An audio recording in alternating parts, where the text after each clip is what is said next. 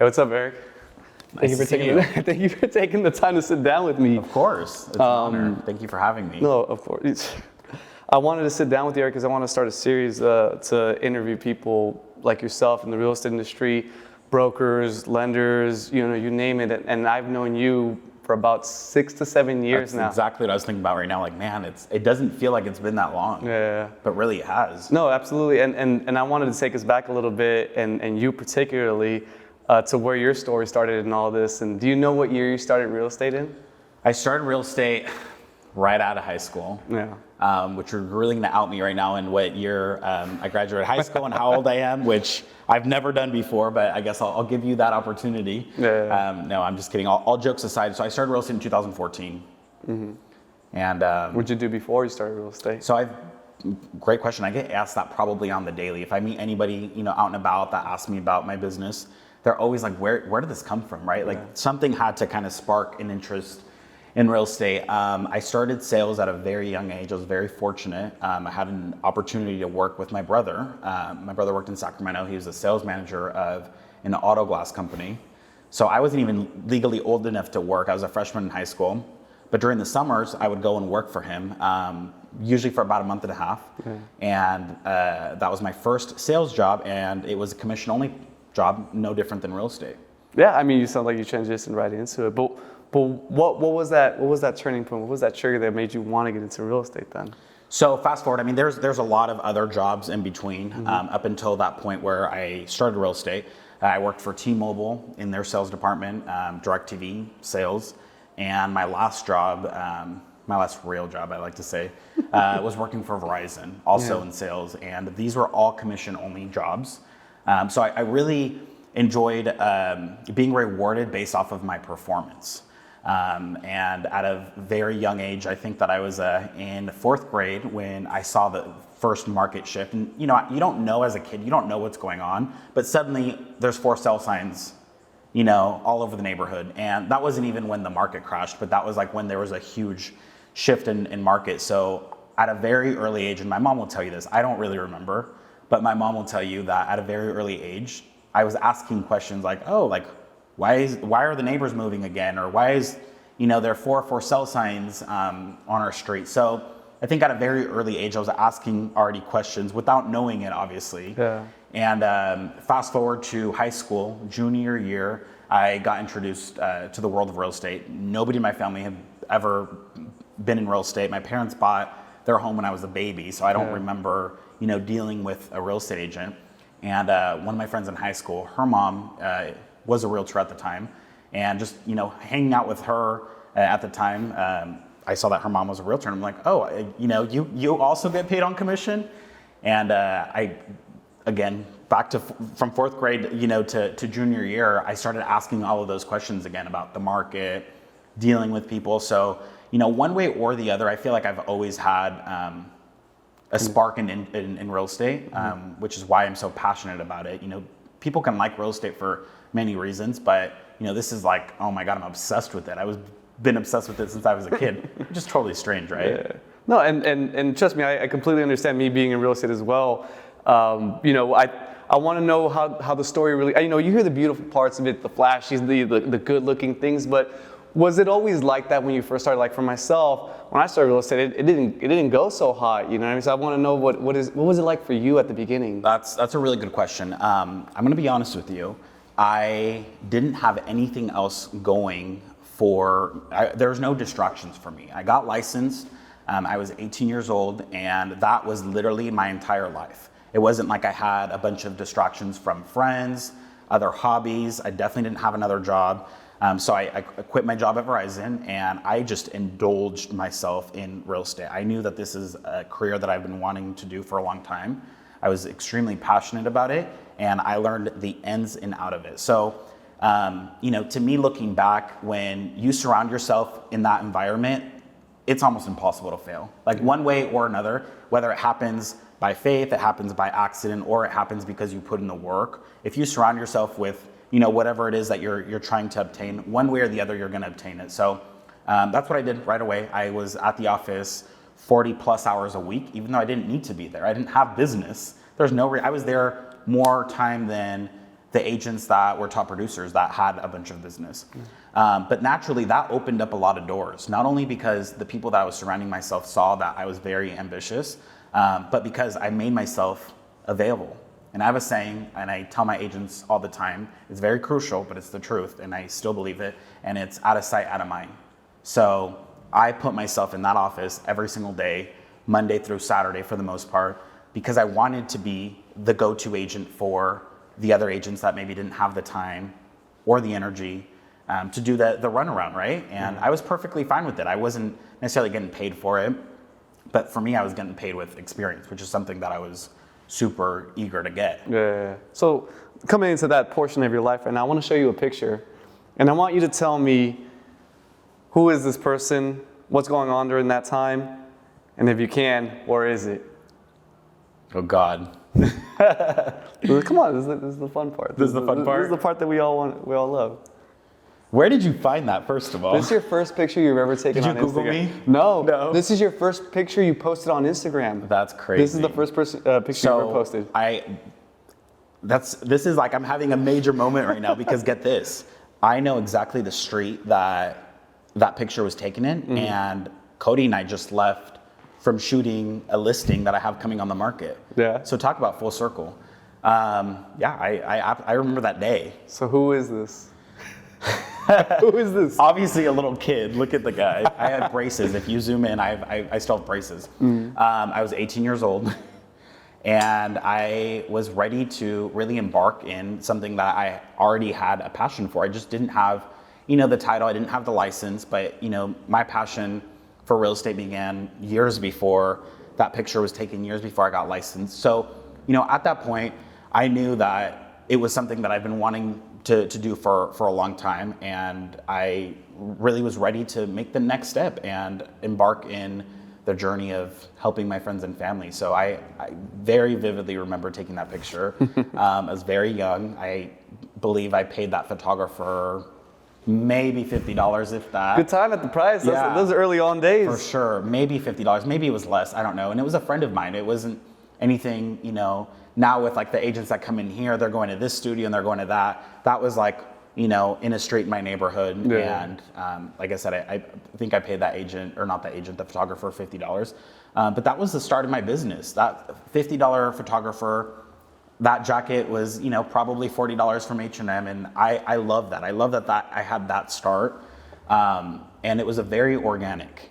Versus, I see this a lot with a lot of my friends that I have a lot of respect for in the industry. They drag their kids into real estate because they're obsessed with it. Mm-hmm. But then guess what? The kids aren't obsessed with it, right? So when I look at that picture, I look at somebody that genuinely wanted to start this career, this journey. It wasn't, no one brought me in, no one introduced me to it.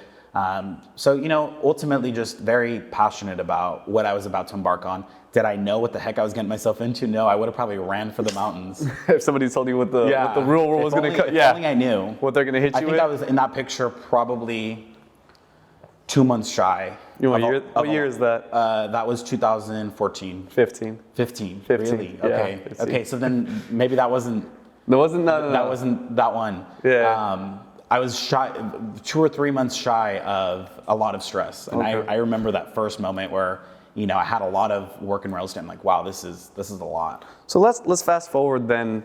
This is where our lives intertwine, basically. I met you probably, I want to say 1.5 or 2 years after the fact, and it was funny too because you were early on one of the big names around the area that I recognized because the 209 agent was a great handle to have. The branding. Oh, you were smart. You were smart to grab that name. And so I had followed you on social media for a while, and I remember like, 209 agents killing it. Who's this? Exactly. Who's this person? Everyone's famous line. Who's this kid? Exactly. But in seeing that, I saw the success that social media brought you, and it elevated you a lot faster. I mean, nowadays everybody's on social media. Yeah. Everybody's doing it, but you were, to me, in the area, one of the earlier ones that were like post, and then obviously having over 10,000 followers on your, nothing to sneeze at. Yeah. My thing is, where do you think social media is going to take us in the world going forward, rather than where you started at? Social media, that's a great question, and I think you and I have talked enough about this. Social media, when, back in 15, 14, 16, whatever years that was that I was, initially starting to use it as a huge tool for my business, that was crucial because no one was on there. I remember it was me and another agent working at my company that lived in a completely different city, so he was targeting a completely different audience.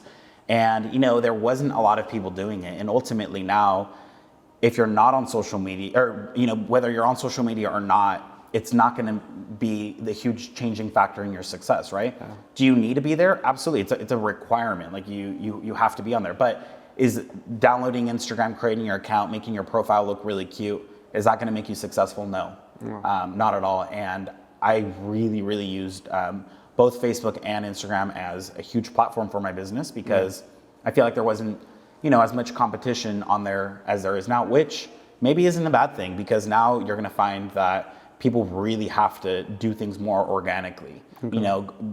Being good at posting on Instagram is not going to cut it ultimately. Yeah, no, absolutely. And where this is going to lead us is into the next picture actually, because that media, that social media, pushing that forward, blasting that on, it helped you grow so much.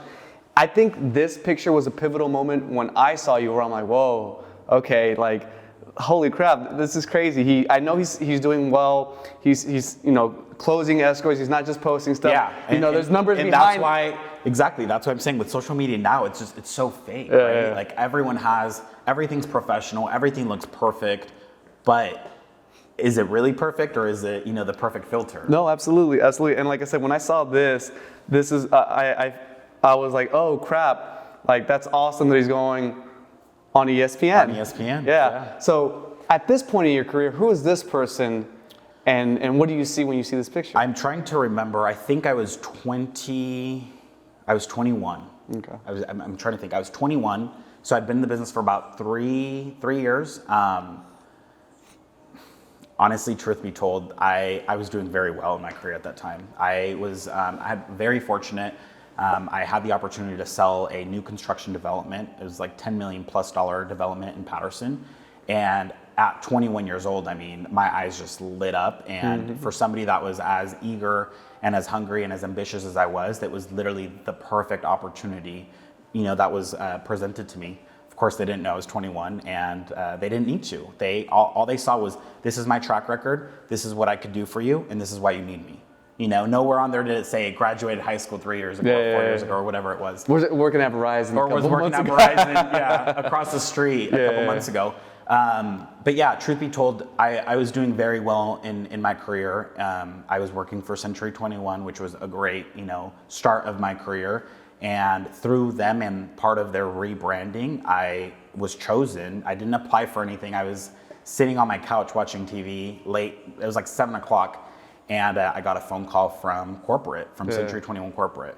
And let me tell you, if you're gonna call from corporate, that's what happens when you work for these really big companies. You're gonna call from corporate at 7 o'clock. It's probably not a good thing. Yeah, it's not the best thing. So I looked at my phone and the caller ID came up and I noticed that the city they were calling from was the corporate office. So of course I freaked out and I was just like, do I answer, do I not answer? Yeah. Voicemail to see if I get a message and see what they exactly. say. Yeah. And they didn't give me all the details. They didn't tell me ESPN. It was very, very vague. It was a 7 o'clock phone call, very vague, but it was like, do you want to do this or not? And we need you in the East Coast in 2 weeks. And it wasn't like, they didn't tell me it was in Connecticut at the ESPN headquarters. It was very vague. And, I thought about it for 2 seconds because, mind you, I have this big project that I have to work on. I can't just leave. This is at the point in my life where all I'm doing 7 days a week was working. I wasn't partying at 21. Sure, I was partying after work and coming back, and I had to be there in the morning, but it wasn't like I could take days off. Yeah. So I kept, that responsibility was in the back of my head. But ultimately, they were the ones that were going to fly me out. So it was like, okay, well, if I'm not taking care of business back home, you're the one that's putting me on this trip or this opportunity. You're telling me what you did in these pictures, but I want to know who that is, Eric. Who that is? What's making you tick and to get to these positions, you know what I mean? Because not everybody gets a chance to go onto ESPN and talk about these things, you know, and say, hey, this is my brokerage I'm representing. I'm Eric Rodriguez. Like, I have no idea how to get to that point. Hopefully I do, but who is that person and what's making you tick to get into that position? Who Eric was then, I feel like aside from a great asset to that company, I've always been a great son, a great brother, a great friend, and all in all, just a really good citizen of the community. And I think that all in all, when you put your best foot forward and you do things out of the kindness of your heart, you really can't go wrong. Doors will always open for you, whether it's with family, with friends, with your community, or at work. Sometimes I'm very well aware that people don't have all of those things. They don't have the family, they don't have the friends, they don't have the community. So finding these areas in your life that you can really implement and be a better person and make them better than you found them, I think that alone will open up a lot of doors for you. Yeah. So, I love having these conversations with these kids in Turlock or, even smaller cities, because they all want to go to New York. And not to bash New York, but it's like, hey, let's start here. You don't have to go to New York to make all of your dreams come true. You can make your dreams come true. If you want to go to New York, absolutely. I'm not to say that you can't go to New York, but I'm saying, your dreams can come true in your backyard, in your garage. Yeah. But, really being passionate about something and doing things for the right reasons, I think is really important. I think that's where sometimes people aren't willing to do the little things. Oh, and that's always the hardest part. I mean, again, everybody likes to see the cool, flashy homes, the things that we post and whatnot. Yeah, I mean, everybody's got W's, but there was a lot of losses along the way. Yep. And that, we're going to follow into the career a little bit more. So after you did ESPN, I think that's when we started speaking again. You and me, I always considered you a friend of mine, but I've actually never known you personally that well to think about the things that you think about. But I do remember you telling me that, hey, I want to start my own brokerage and things like that. So I remember you're doing well in Century 21 and you start coming up with these ideas like, man, I kind of want to start my own place. You started mentioning these little things. So why did you want to start a brokerage? Let me tell you this. When I worked for T-Mobile, I loved T-Mobile. I was obsessed with T-Mobile. When I worked for Verizon, I was obsessed with Verizon. And I worked for Century 21, I was absolutely obsessed with Century 21. I was very passionate, and I always told them, I will never leave this company until I start my The loyalty thing gets you, right? Yeah. Like, no, and it's a real thing, because when you have that support, just like how you have people here, when you have that support, you want to give it back. So what was it that made something tick? No, absolutely. And I remember exactly where I was. There was one moment in my life that it was just like, okay, let's stop talking about it and let's start putting, pen and paper down, because I'm going to do this. And I was on a very long flight by myself from Singapore. No, was it Singapore, or I had a layover somewhere. I was coming home from Asia anywhere. Taiwan, there he goes, Taiwan. So I was flying home. So I was doing from Taiwan to San Francisco, super long flight, like 16 hours. And I was by myself, so I didn't really have anybody to conversate with. So you can only sleep on an airplane for so many hours. Yeah. And I remember I had already read a book on my previous flight. And I had already slept, as much as I could sleep on an airplane. And I really started to look out that window of the airplane and reflect, who is Eric? Who do I want Eric to be? And what do we need to do to get there? And breaking my life in the next 5 years, I kept saying, well, I'm not going to do it until I have X amount of dollars. And I'm not going to do it until I have X amount of experience. And the truth is, I look at it as like having kids. You're never ready. Yeah. You can read all the books, you can have all the money, you can have all the experience. You're never going to feel ready. I did not feel ready at that point. But it was like, you know what? I've gave you enough time, Eric. If we don't put this, pen and paper, it's never going to get done. So I think at that point, I gave myself 6 months. It was like, okay, you have 6 months to start a brokerage, and I didn't even know how much money I needed. I had not done any of the legal research. This is all on the wing. Certainly didn't feel prepared, and I think that I didn't feel prepared for it because I knew that maybe the people that I was with at the time weren't going to make me feel ready. But again, going back, you're never really ready. So anyway, long story short, I looked out that window and I told myself, okay, I'm going to do it. And I started writing notes in my phone of like, in order for me to, have the motivation to take these risks, I have to have something that makes me super excited about it. Yeah. So I started to imagine what the office, like, what do you want the office to look like? What do you want the office to smell like? What do you want the people that work for you to look like and to be like, right? Do you want to have the same thing that you have now, or do you want a very young, and when I say young, I always say, you're gonna hear us at Lifestyle, we use the word young a lot. We don't mean young age, we mean young spirit, right? I have agents that range anywhere in age from 21 to 62 plus, but we all have one thing in common, and we're very young. And when I'm writing notes in my phone, I'm writing these little bullet points, and it's like, I want happy, young, I want it to be a vibe, right? Yeah. I want it to be a really good culture.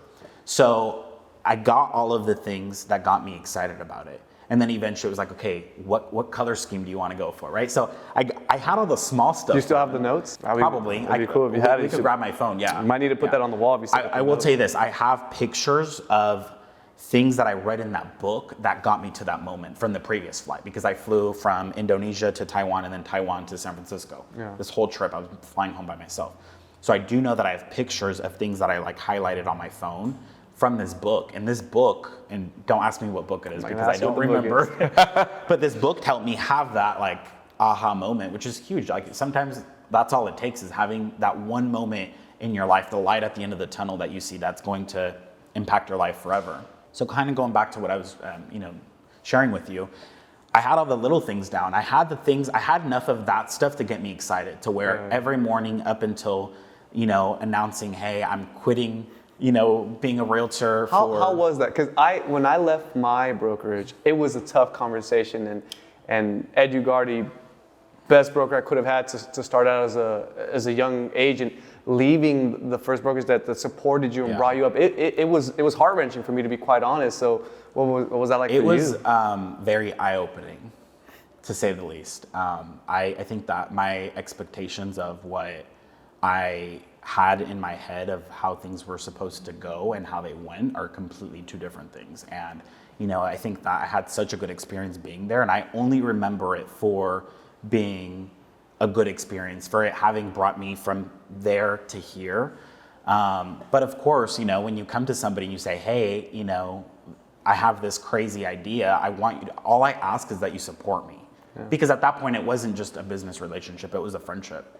Yeah. And when I didn't get that, it was very difficult for me. That was probably the hardest part of me embarking in this journey, was not getting the support from the people that I was very close to, that I really expected. They flat out said, you're not ready. I remember the words. Yeah. And I remember them saying, Eric, you have a mortgage. How are you going to pay for this office space? And looking back, at like, that was my first house. Like that mortgage and what I paid for that office is nothing compared to the things that I have to do now in order to keep the lights on. Yeah. So it was very eye-opening, but I think that maybe that's exactly what I needed. No, I needed the pressure. Absolutely. Sometimes you gotta throw yourself into the fire. Yeah, because it was like, you know what? Let me show you. Yeah. That's fine. You don't want to support me. That's perfectly fine. Let me show you. And I think that I did. And show you did. So it leads me into our next picture, basically. I love how this conversation is going because it goes perfectly with my pictures. Who is this and where are we? Oh my God.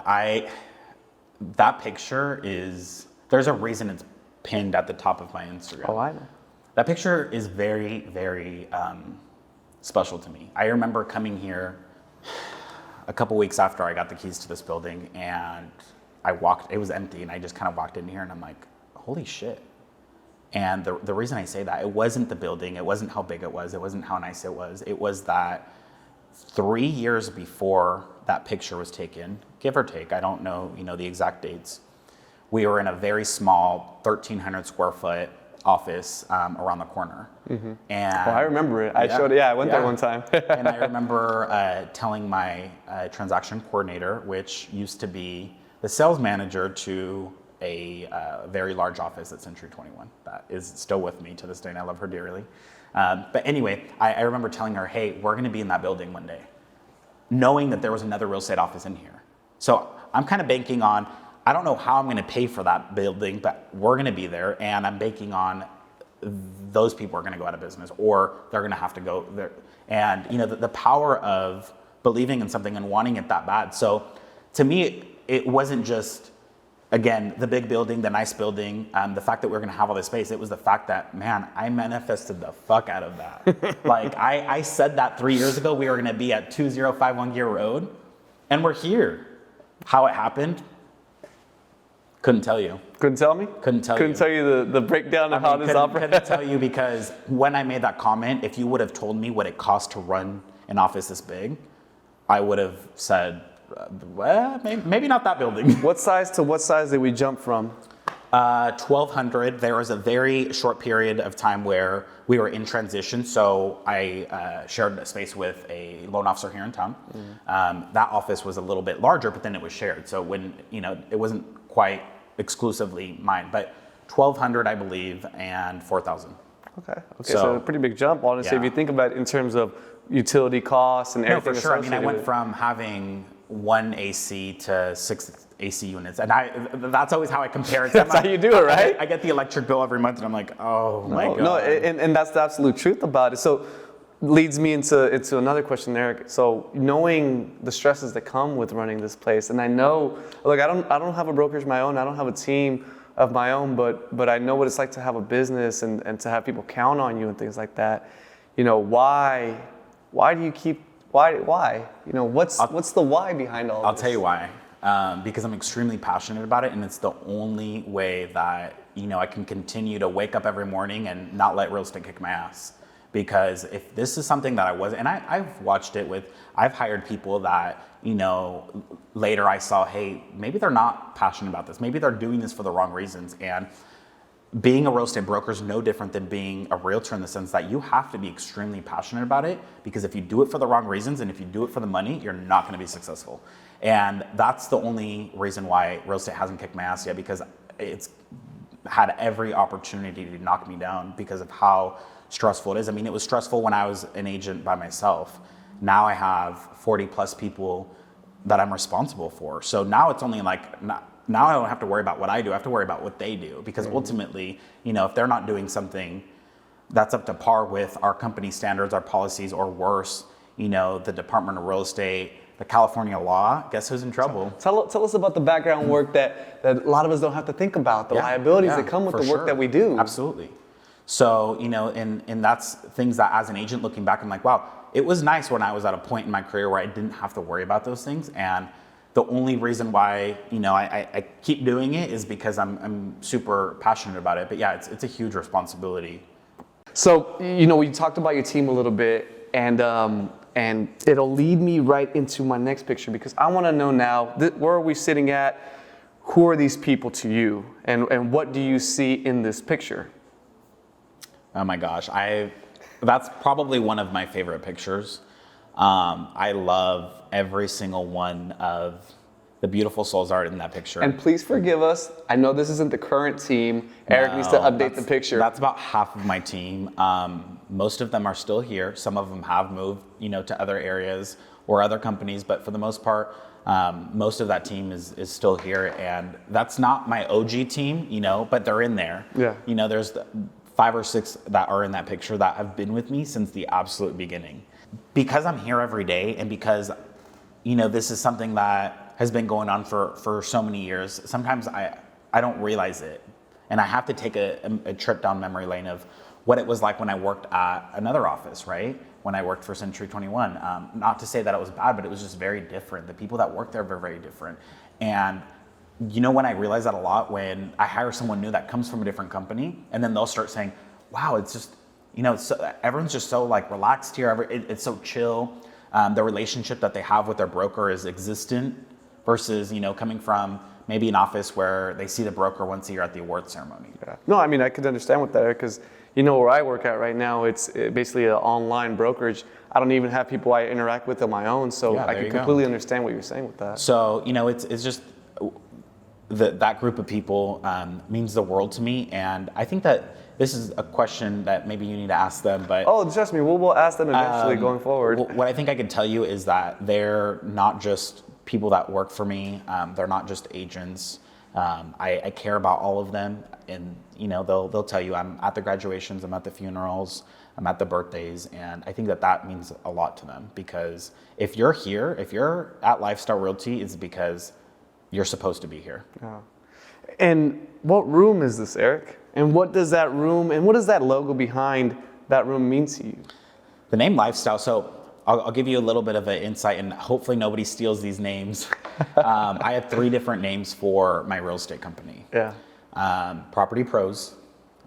I forget the second one, so don't kill me for that Hey, one. in the comment section, put it down because you can't remember. Yeah, Property Pros, and then Lifestyle, and then this was something that I thought was funny, is you mentioned the handle, the 209 agent.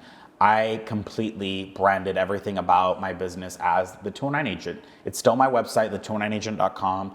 It's still my handle. I haven't changed it. I probably won't change it because that's what I started with. But naturally, everybody thought that the brokerage was going to be called the 209 Agents. And that's a good. I actually didn't think of that. yeah, that's actually not bad. Great. It definitely was probably one of the first names that came to mind. But the reason why I ruled it out very early in my decision for a brand, because that's what it is. It's not just a name to me. Yeah. It's a brand. Is there's no meaning behind it that isn't directly tied to me.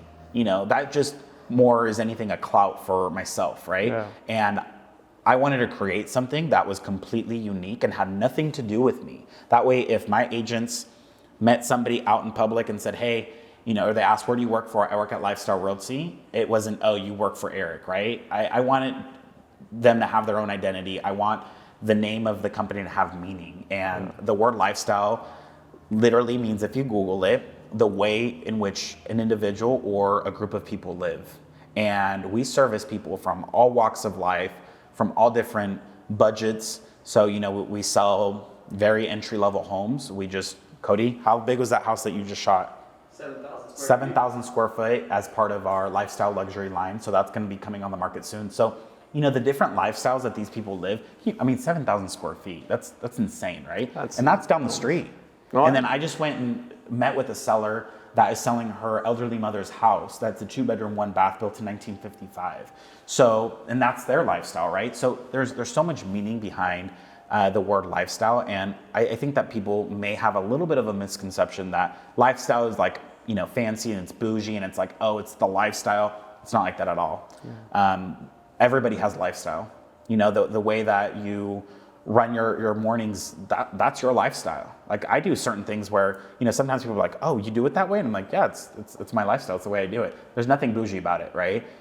So having a brand that had meaning, to where if the consumer, my clients, ever asked me, what does that mean? I got excited about sharing, and it's something that was relevant to what we sold. Yeah. And we sell ultimately lifestyles. So Property Pros was a little cocky. Yeah. He was like, yeah, it could work. It could have worked. It could have worked somehow. It could have worked. We would have made it work. We'll bring that back up later in life. Yeah. And then the 209 Agents, no, it was 2 rules. I don't want anything tied with my last name, because I think that's what a lot of people do. And, if that works for them, that's great. But again, I wanted my agents to have their own branding of it, their own identity that wasn't directly tied to the owner. Okay. So then, Eric, as we wrap up towards the end of this interview, which thank you so much for being a part of. No, thank you for having me. This is great. Let me ask you a question then, because I don't have any more pictures. But if I did, and we're 2 years from now, what would this picture be? That is a great picture. And the reason it's a great picture is because I'm in it with the rest of my team, and that's something that you're not going to find a lot of. I think that when companies get very big, and that's probably one of my biggest fears, is getting so big that you don't even know who works for you. Can you imagine someone asks you about an employee and you're like, who?